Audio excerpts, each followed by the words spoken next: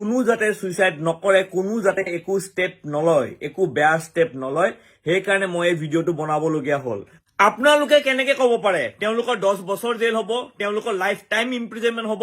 আপোনালোক কি জাজ হয় নেকি? আপোনালোক কি কোৰ্ট হয় নেকি? নিজকে কি আপোনালোকে কোৰ্ট বুলি ভাবিছে নেকি? বেইলেবল মানে থানাত বেল দিব পাৰে, সেইটো বুজায়। নন বেইলেবল মানে কোৰ্টত বেল হ'ব।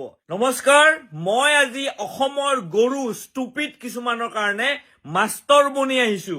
যিসকলৰ ঘৰৰ মানুহ এতিয়া জেলত আছে, যিসকল পত্নীৰ এতিয়া হাজবেণ্ড জেলত আছে, এতিয়া কিন্তু কিছুমান মানুহে ভয় খুৱাব এৰা নাই।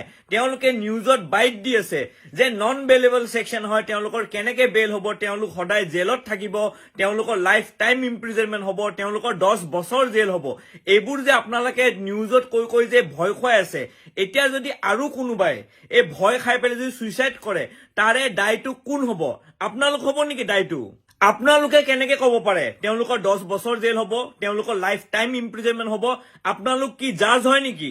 আপোনালোক কি কোৰ্ট হয় নেকি? নিজকে কি আপোনালোকে কোৰ্ট বুলি ভাবিছে নেকি? Bailable section, non bailable section কি হয় আগতে ভালকৈ পঢ়ি ল'ব। পঢ়ি পালে নিউজত বাইটবোৰ দিব। আপোনালোকৰ ইণ্টাৰভিউ বিলাক চাই পেলাই গম পায় আপোনালোক কিমান অলগদ্ধ, কিমান গৰু, কিমান ষ্টুপিড আপোনালোক। বেইলেবল মানে থানাত বেল দিব পাৰে, সেইটো বুজায়। নন বেইলেবল মানে কোৰ্টত বেল হ'ব।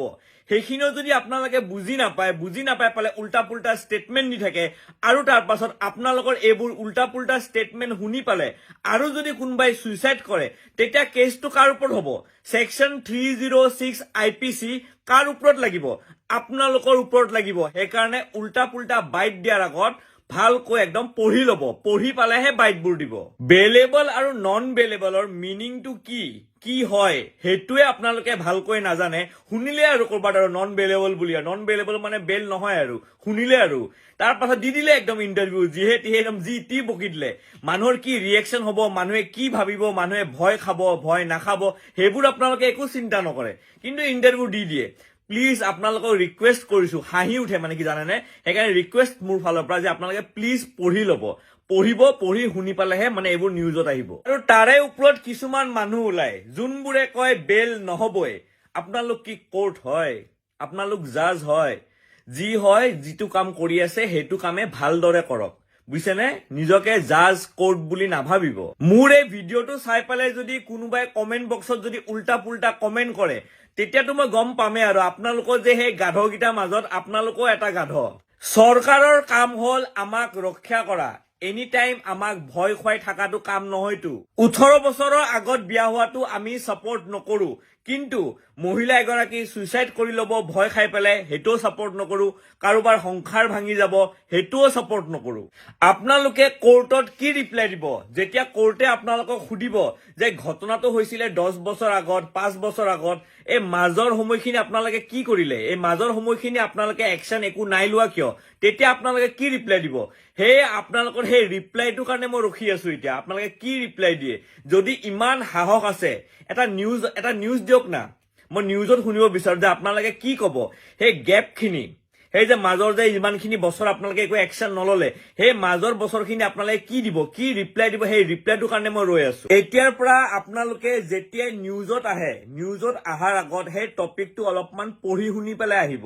এতিয়া যেনেকে বেইলেবল নন বেইলেবলৰ কথা কৈ আছে, যোনটো কথা আপোনালোকে একো নাজানে, নেক্সট টাইমৰ পৰা অলপমান পঢ়ি শুনি আহিব। কাৰণ আপোনালোকে একো নাজানাকে ইণ্টাৰভিউ দি দিব, তাৰপিছত কোনোবা মানুহে ভয় খাব, ভয় খাই পালে যেনেকে আগতে যেনেকে হ'ল সুইচাইড কৰি ল'লে, এতিয়াও যেনে নতুনকে কোনো সুইচাইড নকৰে, গম পাইছেনে? কাৰণ এই আগৰ সুইচাইডটোৰ দায় আপোনালোক, আৰু নতুনকৈ যদি এনেকুৱা কিবা ঘটনা ঘটে তেতিয়াও আপোনালোকে দায়।